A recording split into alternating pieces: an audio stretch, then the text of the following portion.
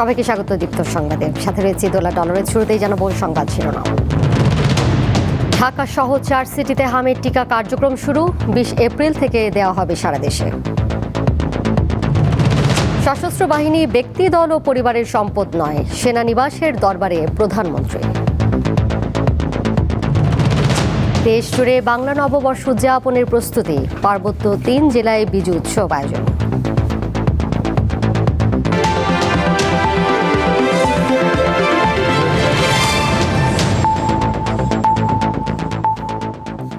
ঢাকা উত্তর ও দক্ষিণ সিটি এবং ময়মনসিংহ ও বরিশাল সিটিতে আজ শুরু হয়েছে হামের টিকাদান কর্মসূচি। রাজধানীতে এই কর্মসূচির উদ্বোধন করে স্বাস্থ্য ও পরিবার কল্যাণমন্ত্রী সরদার মোহাম্মদ শাকফাত হোসেন জানিয়েছেন, দেশের হাম পরিস্থিতি নিয়ন্ত্রণের দিকে যাচ্ছে, কমছে সংক্রমণের প্রবণতা। দেশের সর্বত্র শিশুরা এখন হাম ও হামের উপসর্গে আক্রান্ত হচ্ছে। টিকাদানে বিঘ্ন ঘটায় এই অবস্থার সৃষ্টি হয়েছে বলে মনে করছেন বিশেষজ্ঞরা। এখন পর্যন্ত মৃত্যু হয়েছে অন্তত 145 জন শিশুর। এই অবস্থায় টিকাদান কর্মসূচি শুরু করেছে বর্তমান সরকার। 5 এপ্রিল থেকে দেশের উচ্চ ঝুঁকিপূর্ণ 18 জেলার 30টি উপজেলায় জরুরি ভিত্তিতে এই প্রতিষেধক দেওয়া হয়।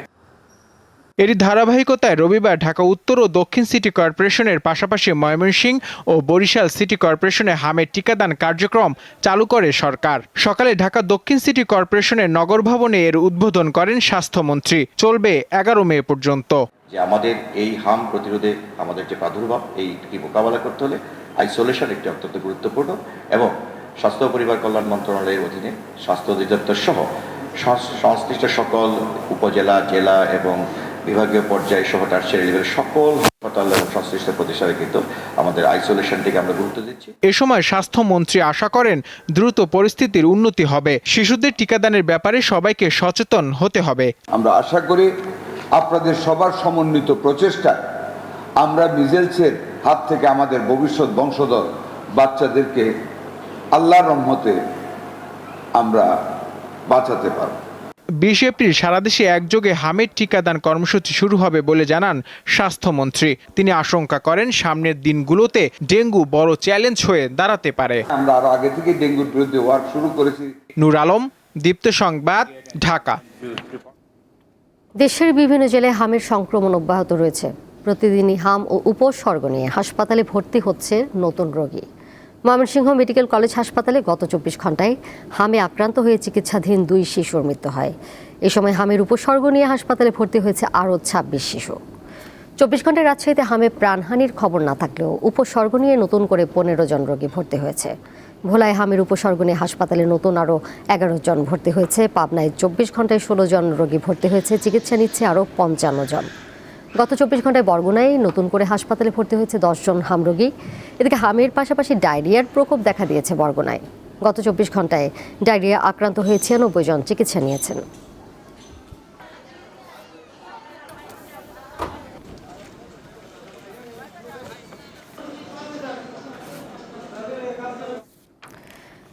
দেশের অনেক স্থানে আজও তেল সংকটে ভোগান্তি দেখা গেছে। রাজশাহীতে জ্বালানি তেল সরবরাহ ব্যবস্থায় স্বচ্ছতা দ্রুত ও সহজ করতে ফুয়েল ম্যানেজমেন্ট নামে একটি মোবাইল অ্যাপ চালু করেছে জেলা প্রশাসন। সকালে গুলগো ফর ফিলিং স্টেশনে অ্যাপ কার্যক্রমের আনুষ্ঠানিক উদ্বোধন করেন রাজশাহী জেলা প্রশাসক কাজী শহীদুল ইসলাম। কুড়িগ্রামে জ্বালানি তেল পেতে গ্রাহকদের ভোগান্তির যেন শেষ নেই। জ্বালানি তেলের জন্য ফিলিং স্টেশনগুলোতে দীর্ঘ লাইন দেখা গেছে। জেলার 22টি ফিলিং স্টেশনে প্রতিদিন 4 লাখ লিটার তেলের চাহিদার বিপরীতে সরবরাহ করা হচ্ছে অর্ধেকেরও কম। বরাদ্দ না পাওয়ায় অধিকাংশ ফিলিং স্টেশনগুলো বন্ধ রয়েছে।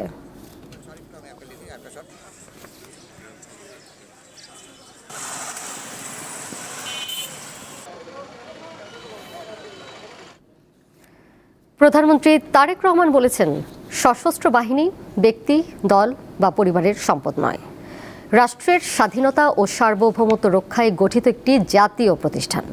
সকালে ঢাকা সেনানিবাসে সশস্ত্র বাহিনীর দরবারে প্রধানমন্ত্রী আরও বলেন, সেনাবাহিনীর মূল দায়িত্ব দেশের নিরাপত্তা ও সার্বভৌমত্ব রক্ষা করা। এই দায়িত্ব পালনে কোনো ধরনের রাজনৈতিক প্রভাব বা বিভাজন গ্রহণযোগ্য নয়। তারেক রহমান বলেন, অতীতে নানা ঘটনা ও কর্মকাণ্ডে সেনাবাহিনীকে দুর্বল ও বিতর্কিত করার চেষ্টা করা হয়েছে।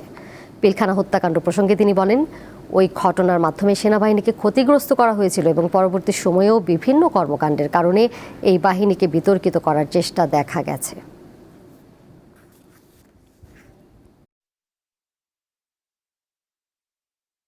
পিলখানায় বিডিআর সদর দপ্তরে সংগঠিত বেদনা বিধুর অধ্যায় আজও আমাদের হৃদয় এক গভীর ক্ষত হিসাবে রক্তক্ষরণ ঘটায়।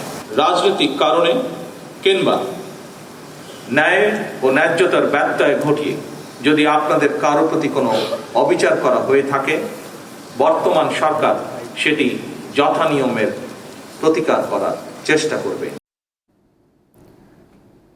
হত্যা চেষ্টা মামলায় সাবেক স্পিকার শিরিন শারমিন চৌধুরীকে জামিন দিয়েছে ঢাকার একটি আদালত। জুলাই আন্দোলনে ঢাকার লালবাগ থানায় একটি হত্যা চেষ্টা মামলায় তার জামিন মঞ্জুর করেছে আদালত। রবিবার ঢাকার অতিরিক্ত চিফ মেট্রোপলিটন ম্যাজিস্ট্রেট আদালতের বিচারক শুনানি শেষে 50,000 টাকা মুচলেকায় জামিন মঞ্জুর করেন। গত 7 এপ্রিল ভোরে রাজধানীর একটি বাসা থেকে শিরিন শারমিন চৌধুরীকে গ্রেপ্তার করে পুলিশ। পরে আদালতে হাজির করা হলে তাকে কারাগারে পাঠানো হয়। গত বছরের 18 জুলাই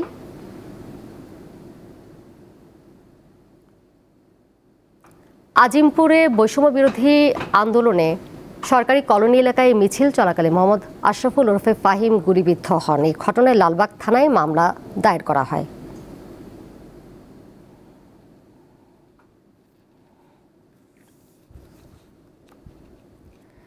ঐতিহ্যবাহী বাংলা নববর্ষ উদযাপনে প্রস্তুত দেশীয় সংস্কৃতির অন্যতম কেন্দ্র যশোর জেলা। ঢাক ও সানাইয়ের সুরে নতুন বছরকে বরণ করতে প্রস্তুতি চলছে সাংস্কৃতিক কর্মীদের। শোভাযাত্রার প্রস্তুতি নিয়েছে জেলা প্রশাসন। বসন্তের বিদায়ী হাওয়া বইতে শুরু করেছে। দুয়ারে কড়া নাড়ছে বাঙালির প্রাণের উৎসব পহেলা বৈশাখ।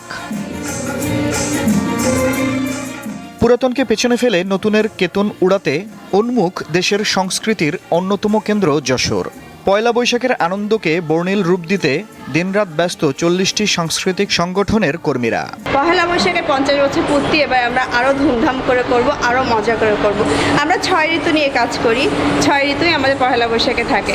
তার ভিতরে আমরা নাচ, গান, আবৃত্তি, যাত্রা সব কিছু মিলেই আমাদের পহেলা বৈশাখ। প্রতি বছরের মতো এবারও বাংলা বর্ষবরণে নান্দনিক আয়োজনে বের হবে শোভাযাত্রা। সব শিল্প মাধ্যমগুলো, নৃত্য, গীত, বাদ্য, তারপরে নাট্য, চারুকলা, সব শিল্প মাধ্যমগুলো একসাথে উৎসব করি, একসাথে জ্বলে ওঠা, এটা আমাদের লক্ষ্য। শোভাযাত্রার পাশাপাশি পহেলা বৈশাখের ভোরে যশোরের মানুষ নানান সাজে ভিড় করেন পৌর উদ্যানে। ছোটরা, বাচ্চারা, শিশুরা, বয়স্করা সবাই আমরা অনেকটা শিশুর মতোই হয়ে যাই।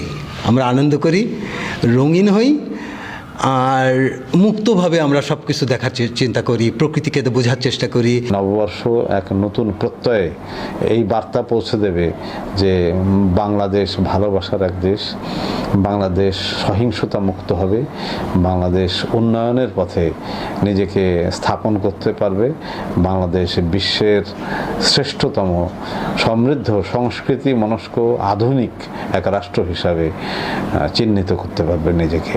ভোর 6:01 শহরের পৌর পার্কে উদীচীর বর্ষবরণ অনুষ্ঠান শুরু হবে। পরে সকাল 9টায় জেলা প্রশাসনের আয়োজনে হবে বৈশাখী শোভাযাত্রা। আফরিদ হাসান, দীপ্ত, বার্তাকক্ষ।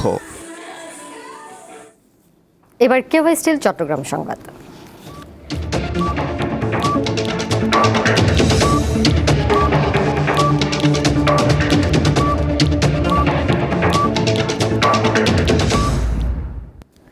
পাহাড়ে শুরু হয়েছে চাকমাদের বিজু ও তঞ্চঙ্কাদের 3 দিনব্যাপী বিশু উৎসব। নববর্ষকে বরণ করতে আজ ভোরে বান্দরবানের সাঙ্গু নদী ও রাঙামাটির কাপ্তাই লেকে ফুল ভাসিয়ে শুরু হয় এই উৎসব। পুরনোকে বিদায় আর নতুন বছরকে বরণ করে নিতে চাকমা ও তঞ্চঙ্ঘা সম্প্রদায়ের 3 দিনব্যাপী বিজু ও বিশু উৎসব শুরু হয়েছে। প্রথম দিনে নদী, ছড়া, ঝর্ণা সহ বিভিন্ন স্থানে ফুল ভাসিয়ে সুন্দর পৃথিবীর জন্য মঙ্গল কামনা করেন পাহাড়ি নারী, পুরুষ ও শিশুরা। বান্দরবানের সাঙ্গু নদীতে ফুল ভাসাতে ভিড় করেন বিভিন্ন বয়সী মানুষ। নারীরা পরেন ঐতিহ্যবাহী পিননহাদি ও পুরুষরা ধুতি। অতীতের ভুল ত্রুটির জন্য ক্ষমা চেয়ে মঙ্গল কামনা করেন তারা। সকালবেলায় আসছি, ফুল ভাসাইছি, নতুন বছরকে আমরা বরণ করে নিতেছি। আজকে হচ্ছে আমাদের ফুল বিজু, তো এই ফুল বিজুর দিনে হচ্ছে আমরা প্রতি বছর হচ্ছে বাড়িতে মা গঙ্গার উদ্দেশ্যে হচ্ছে ফুল বাজাই। গৌতম বুদ্ধের শাসন রক্ষাকারী মার বিজয়ী অরহত উপগুপ্ত বুদ্ধ এবং গঙ্গা মা পানিতে অবস্থান করেন। ভগবানকে উদ্দেশ্য করে নদীতে ফুল ভাসিয়ে ভগবানের পূজা করার মধ্য দিয়ে মূলত আমরা আমাদের এই বিশুর আনুষ্ঠানিকতা শুরু করি। রাঙামাটির কাপ্তাই হ্রদের জলে ফুল ভাসিয়ে বর্ষবরণের আনুষ্ঠানিকতা শুরু হয়। ফুল ও নিমপাতা দিয়ে ঘর সাজানো হয় এবং পরিবারের জ্যেষ্ঠ সদস্যদের পা ধুয়ে নতুন কাপড় উপহার দেওয়া হয়। সোমবার মূল বিজু বা চৈত্র সংক্রান্তি পালন করা হবে। এই উপলক্ষে অতিথি আপ্যায়ন ছাড়াও থাকবে নানান আয়োজন। মঙ্গলবার পালন করা হবে গজ্জাপজ্জা। নিজ নিজ ধর্মীয় প্রতিষ্ঠানে গিয়ে প্রার্থনা করবেন বিভিন্ন সম্প্রদায়ের মানুষ। এটা মনে করি যে বিশ্বাস করি আমরা এখানে ফুল বাসাতে আসলে নতুন বছরকে একটু সুন্দরভাবে স্বাগতম জানানো হয়। যে বিশ্ব সংঘাত চলতেছে এটা যাতে পরিপূর্ণ শান্তিতে থাকুক সবাই। এদিকে চেঙ্গি ও মাইনি নদী এবং আশেপাশের খালে ফুল দিয়ে খাগড়াছড়িতে শুরু হয়েছে চাকমাদের বিজু উৎসব। ভোর থেকে শিশু কিশোর তরুণ তরুণীরা দলবদ্ধভাবে গঙ্গা দেবীর উদ্দেশ্যে ফুল নিবেদন করেন। আজকে আমরা সকালবেলা ফুল তুলে আমরা চেঙ্গি নদীতে গঙ্গা মাকে ফুল গোছাইতে আসছি। আমাদের যে দুঃখ ক্লান্তি ছিল সেগুলো মুছে যাক, আর নতুন বছরকে আমরা বরণ করব ফুল দিয়ে, যাতে আমরা সুখে শান্তিতে থাকতে পারি। আমাদের জীবন যাতে সুখ সমৃদ্ধি হয়, বিশ্ব শান্তি হয়, এই উদ্দেশ্যে এই প্রার্থনা নিয়ে আমরা গঙ্গা মায়ের কাছে ফুল গোছাই বা আমরা ফুল অর্পণ করি। নদীতে ফুল পূজার পাশাপাশি থাকবে শিশুদের অংশগ্রহণে রিনাই রিসা ভাসানোর আয়োজন। সাইফুর রহমান শিশির, দীপ্ত বার্তা কক্ষ। চট্টগ্রামের কর্ণফুলী নদী তীরের সকল অবৈধ স্থাপনা উচ্ছেদের দাবিতে অর্ধ কিলোমিটার এলাকায় মানববন্ধন করেছে বেশ কয়েকটি সামাজিক সংগঠন। সকালে নগরীর ফিরিঙ্গি বাজার ফেরিঘাট এলাকায় মানববন্ধনে অংশ নিয়ে বক্তারা জানান, 2010 সালে দায়ের করা মামলায় নদী তীরের প্রায় 2200 অবৈধ স্থাপনা চিহ্নিত করে উচ্ছেদের জন্য হাইকোর্টের আদেশ রয়েছে, অথচ এখনও অবৈধ স্থাপনা উচ্ছেদ করা হয়নি। আগামী 2 মাসের মধ্যে সকল অবৈধ স্থাপনা উচ্ছেদ করা না হলে বৃহত্তর আন্দোলনের ঘোষণার হুঁশিয়ারি দেয় চট্টগ্রাম নদী ও খাল রক্ষা আন্দোলন সহ বিভিন্ন সংগঠন।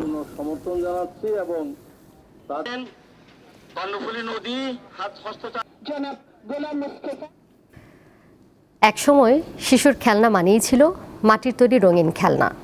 সময় বদলে যাওয়ায় এখন প্লাস্টিক পণ্যের দাপটে হারিয়ে যেতে বসেছে মাটির খেলনা। বৈশাখ ঘিরে সারা বছরের চেয়ে ব্যস্ততা বেড়েছে মৃৎশিল্পের কারিগরদের। বাংলা নববর্ষের অন্যতম আকর্ষণ ছিল মাটির পশু পাখি ও বিভিন্ন ধরনের তৈজসপত্র। এসব তৈরিতে প্রায় সারা বছর কুমারপল্লী ব্যস্ত থাকত। সময় পরিবর্তনের সাথে হারিয়ে যেতে বসেছে মৃৎশিল্পের ঐতিহ্য। ঠাকুরগাঁয়ের কুমারপল্লীগুলোতে আগের মতো ব্যস্ততা এখন আর চোখে পড়ে না।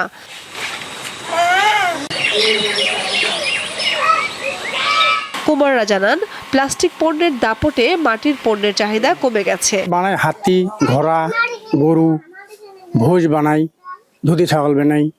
চলে না মাল, প্লাস্টিকের জিনিস আসতেছে, প্লাস্টিকের খেলনা মাল আসতেছে, প্লাস্টিকের ডেকচি ভাড়া আসতেছে। আগের মতো বিক্রি হয় না, 5000 টাকার মাল 1000 টাকা দিয়ে আছে।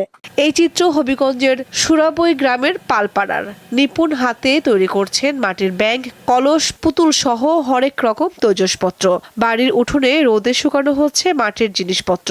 আমাদের ঐতিহ্য এটা, আর এটার মাধ্যমে আমার পড়ালেখা, আমার ভাই বোনে আর আমাদের ঘর আর্থিক অবস্থা সবকিছুই চলতেছে। পহেলা বৈশাখে ব্যস্ততা অনেক বেশি এই পালপাড়ায়। রং তুলির আঁচড় শেষে এসব পণ্য যাবে বৈশাখী মেলায়। এদিকে হিন্দু ধর্মাবলম্বীরা বাংলা নতুন বছরের শুরুতেই ব্যবসা পরিচালনার প্রতিষ্ঠানে গণেশ পূজার আয়োজন করে থাকেন। তাই বৈশাখ সামনে রেখে দিনাজপুরের প্রতিমা তৈরির কারিগররাও ব্যস্ত সময় পার করছেন। একদিন 2 দিন। কামরুন নাহার, দীপ্ত, বার্তা কক্ষ। ময়মনসিংহের হালুয়াঘাটে কৃষক হবিবুর রহমান হত্যা মামলায় 5 জনের যাবজ্জীবন কারাদণ্ড দিয়েছে আদালত। দুপুরে অতিরিক্ত দায়রা জজ আদালতের বিচারক মোহাম্মদ শামসুদ্দিন এই রায় ঘোষণা করেন। রায়ে হালুয়াঘাট উপজেলার মোকামিয়া গ্রামের শুক্কুর আলী, হারেজ আলী, আমির আলী, জমির আলী ও হাতেম আলীকে যাবজ্জীবন কারাদণ্ডাদেশ দেয় আদালত। এছাড়া প্রত্যেক আসামিকে 1 লাখ টাকা জরিমানা, অনাদায়ে আরও 1 বছরের কারাদণ্ড দেওয়া হয়। মামলার বিবরণে বলা হয়, জমি নিয়ে বিরোধের জেরে 2012 সালে 2 দলের সংঘর্ষে কৃষক হবিবুর রহমান নিহত হন।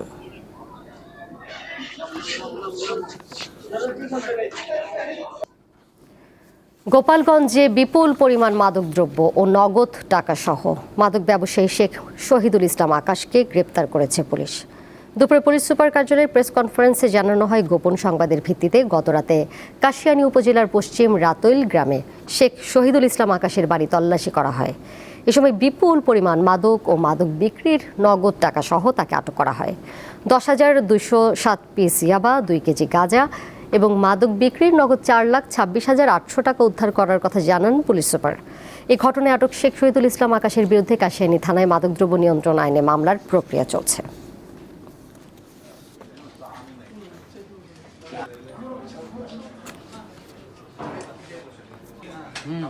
নায়কের মতো লাগতেছে। ভারতের কিংবদন্তি সঙ্গীত শিল্পী আশা ভোসলে মারা গেছেন। মৃত্যুকালে তার বয়স হয়েছিল 92 বছর। ভারতীয় সংবাদ মাধ্যম এনডিটিভি জানায়, রবিবার দুপুরে মুম্বাইয়ের ব্রিজ ক্যান্ডি হাসপাতালে চিকিৎসাধীন অবস্থায় তিনি শেষ নিঃশ্বাস ত্যাগ করেন বলে নিশ্চিত করেছেন তার ছেলে আনন্দ ভোসলে। আগামীকাল সোমবার তার শেষকৃত্য সম্পন্ন হবে। এর আগে হৃদরোগ ও শ্বাসকষ্টজনিত সমস্যার কারণে শনিবার তাকে হাসপাতালে ভর্তি করা হয়। হাসপাতাল সূত্রে জানা গেছে, কয়েক মাস ধরেই বার্ধক্যজনিত নানা অসুস্থতায় ভুগছিলেন তিনি। শনিবার রাতে অবস্থার অবনতি হলে তাকে আইসিইউতে নেওয়া হয়। 1943 সালে চলচ্চিত্রে প্রথম গান রেকর্ড করার পর 1950-এর দশকে বলিউডে নিজের অবস্থান তৈরি করেন। 8 দশকেরও বেশি সময় ধরে সঙ্গীতাঙ্গনে সক্রিয় ছিলেন আশা ভোসলে।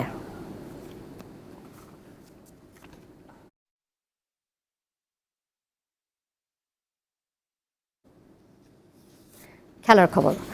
পাকিস্তান সুপার লিগে খেলা বাংলাদেশের 2 পেসার শরীফুল ইসলাম ও নাহিদ রানার জন্য দেওয়া অনাপত্তি পত্রের মেয়াদ 1 দিন বাড়িয়েছে বিসিবি। পেশওয়ার জালমি ফ্র্যাঞ্চাইজি ও পাকিস্তান ক্রিকেট বোর্ডের অনুরোধেই সিদ্ধান্ত নেওয়া হয়। এর আগে 12 এপ্রিল পর্যন্ত বাংলাদেশি সব ক্রিকেটারকে পিএসএল খেলার জন্য অনাপত্তি পত্র দিয়েছিল বিসিবি।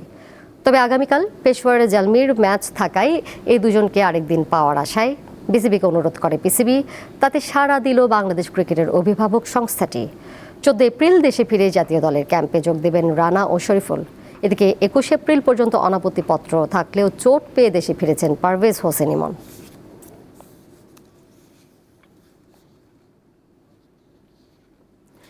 ডোপ টেস্টে পজিটিভ হয়ে 2 বছরের জন্য নিষিদ্ধ হয়েছেন ভারোত্তোলনকারী মাবিয়া আক্তার। 2016 ও 2019 সালের এসএ গেমসে স্বর্ণজয়ী এই ক্রীড়াবিদকে আন্তর্জাতিক ও ঘরোয়া সব প্রতিযোগিতা থেকে নিষেধাজ্ঞা দিয়েছে ওয়ার্ল্ড অ্যান্টি ডোপিং এজেন্সি। নভেম্বরের ইসলামিক সলিডারিটি গেমসের আগে ঢাকায় নেওয়া তার নমুনা পরীক্ষায় নিষিদ্ধ উপাদান পাওয়া যায় বলে জানায় সংশ্লিষ্ট কর্তৃপক্ষ। তবে মাবিয়া দাবি করছেন তিনি পায়ের ব্যথার জন্য চিকিৎসকের প্রেসক্রিপশন অনুযায়ী ওষুধ সেবন করছিলেন, যা ডোপিং তালিকায় থাকা উপাদানের সঙ্গে সম্পর্কিত। 2012 সালে জাতীয় দলে ক্যারিয়ার শুরু করা মাবিয়ার ঝুলিতে আছে আন্তর্জাতিক 5টি স্বর্ণ।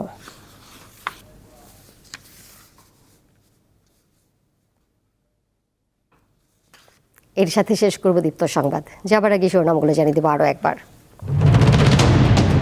ঢাকা সহ 4 সিটিতে হামির টিকা কার্যক্রম শুরু। 20 এপ্রিল থেকে দেওয়া হবে সারা দেশে।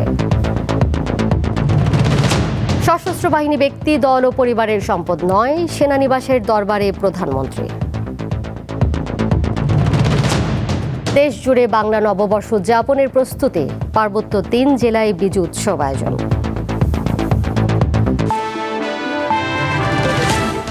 এই ছিল এখনকার মতো। পরের সংবাদ দেখবেন সন্ধ্যা 6:40। এছাড়াও আরও তথ্য এবং বিনোদনের নানা খবর জানতে যুক্ত থাকুন দীপ্ত ডিজিটাল প্ল্যাটফর্মে। ধন্যবাদ সবাইকে।